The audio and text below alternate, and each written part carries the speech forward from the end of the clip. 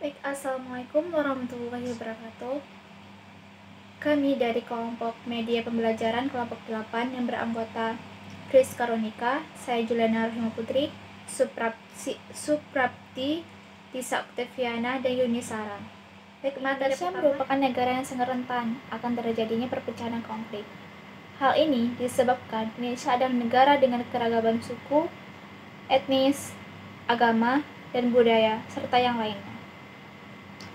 Karakteristik dan keunikan di setiap wilayahnya. Indonesia merupakan negara yang memiliki keistimewaan dan keanekaragaman budaya, suku, etnis, dan bahasa sebagainya dibandingkan dengan negara lain.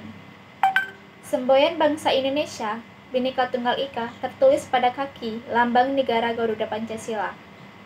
Bhinneka Tunggal Ika merupakan pemersatu bangsa. Untuk itu harus benar-benar memahami maknanya. Pada dasarnya, keberagaman masyarakat Indonesia menjadi modal dasar dalam pembangunan bangsa.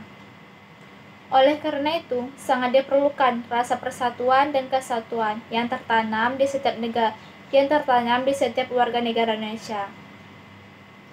Untuk mempersatukan masyarakat yang beragam, perlu adanya toleransi yang tinggi antar kebudayaan. Persatuan bangsa merupakan syarat yang mutlak bagi kejayaan Indonesia. Jika masyarakatnya tidak bersatu dan selalu memprioritaskan kepentingan sendiri atau pribadi, maka cita-cita Indonesia yang terdapat dalam sila ketiga Pancasila yang akan menjadi mimpi yang tak akan pernah terwujud. Karena yaitu Pancasila ketiga, yaitu persatuan Indonesia. Kalian harus mampu menghidupkan kembali semboyan Bhinneka Tunggal Ika yang berbeda tapi tetap satu. Terima kasih. Dalam menciptakan sebuah persatuan di tiap masyarakat, perlu adanya sebuah integrasi nasional.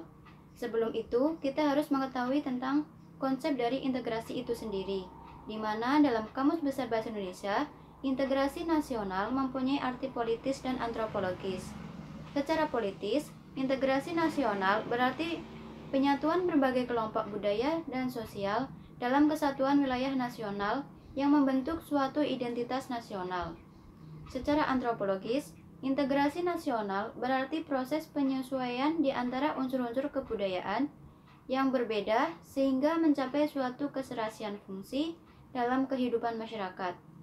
Sedangkan konsep integrasi yang dapat kita pahami yaitu bahwa integrasi nasional bangsa Indonesia berarti hasrat dan kesadaran untuk bersatu sebagai suatu bangsa, menjadi satu kesatuan bangsa secara resmi dan direalisasikan dalam satu kesepakatan atau konsensus nasional melalui Sumpah Pemuda pada tanggal 28 Oktober 1928. Saya akan melanjutkan materi dari teman saya. Dalam pembentukan sebuah integrasi nasional, perlu kita ketahui faktor-faktor integrasi nasional sehingga dapat mempermudah terbentuknya integrasi nasional. Faktor-faktornya dibedakan menjadi dua, yaitu yang pertama faktor pendorong dan yang kedua faktor pembentuk. Faktor pendorong tercapainya integrasi nasional salah satunya yaitu adanya rasa senasib dan seperjuangan yang disebabkan oleh sejarah. Yang kedua, adanya ideologi nasional yang tercermin dalam simbol negara yaitu Garuda Pancasila dan semboyan Bhinneka Tunggal Ika. Selanjutnya, ada faktor pembentuk integrasi nasional. Yang pertama, penggunaan bahasa Indonesia. Yang kedua, adanya semangat persatuan dan kesatuan dalam bangsa, bahasa, dan tanah air Indonesia. Yang ketiga, adanya kepribadian dan pandangan hidup kebangsaan yang sama yaitu Pancasila. Selain itu, kita harus tahu apa saja faktor yang menghambat integrasi nasional. Salah satunya yaitu yang pertama, kurangnya penghargaan terhadap kemajemukan yang bersifat heterogen. Yang kedua, kurangnya toleransi antar golongan. Dan yang ketiga, kurangnya kesadaran dari masyarakat Indonesia terhadap ancaman dan gangguan dari luar. Dan yang terakhir, adanya ketidakpuasan terhadap ketimpangan dan ketidakmerataan hasil-hasil pembangunan. Baiklah, hanya itu yang dapat saya sampaikan. Saya ucapkan terima kasih. Integrasi nasional tak terlalu pun dari rasa toleransi dan bela negara, di mana dalam membangun nilai-nilai toleransi dan damai dapat menjaga keutuhan NKRI. Tentunya harus terbentuk dari kesadaran warga negaranya dalam membela negara itu sendiri. Kesadaran tantangan di lingkungan internal Indonesia adalah mengawal NKRI agar tetap utuh dan satu. Di sisi lain, ancaman terhadap kedaulatan masih berpotensi terutama berbentuk konflik perbatasan, pelanggar wilayah, dan sebagainya. Dengan demikian, berdasarkan tantangan tersebut, maka visi terwujudnya pertahanan negara yaitu menjaga kedaulatan dan keutuhan wilayah NKRI serta keselamatan bangsa. Tujuan nasional merupakan kepentingan nasional yang abadi dalam merumuskan tujuan pertahanan negara yang ditempuh dengan 3 sastra pendekatan. Yang pertama, sastra mutlak, dilakukan dalam menjaga kedaulatan negara. Yang kedua, sastra penting, dilakukan dalam menjaga demokrasi politik dan ekonomi. Yang ketiga, sastra pendukung, dilakukan dalam upaya turut memelihara ketertiban dunia. Jadi, untuk mencapai tujuan pertahanan negara tersebut, salah satunya diperlukan input sumber daya yang bagus dan optimal. Dalam konsep integrasi nasional, tidak pernah luput dari rasa toleransi dan bela negara, di mana dalam membangun rasa, nilai toleransi dan damai dalam menjaga keutuhan Negara Kesatuan Republik Indonesia tentunya harus membentuk kesadaran warga negara untuk bela negara itu sendiri. Kesadaran tantangan di lingkungan internal Indonesia adalah mengawali NKRI agar tetap utuh dan bersatu. Di sisi lain, ancaman terhadap kedaulatan masih berpotensi, terutama yang berbentuk konflik perbatasan, pelanggaran wilayah, dan sebagainya.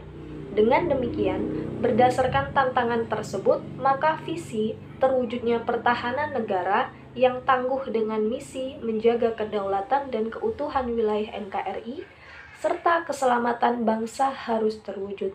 Tujuan nasional merupakan kepentingan nasional yang abadi dan menjadi acuan dalam merumuskan tujuan pertahanan negara yang ditempuh dengan 3 strata pendekatan. Yang pertama, yaitu strata mutlak, dilakukan dalam menjaga kedaulatan negara, keutuhan wilayah negara, dan keselamatan bangsa Indonesia. Yang kedua, yaitu strata penting, dilakukan dalam menjaga kehidupan demokrasi politik dan ekonomi, keharmonisan hubungan antar suku, agama, ras, dan golongan atau sara, penghormatan hak asasi manusia, dan pembangunan yang berwawasan lingkungan hidup. Dan yang ketiga yaitu strata pendukung, yang mana upaya untuk menciptakan ketertiban dunia.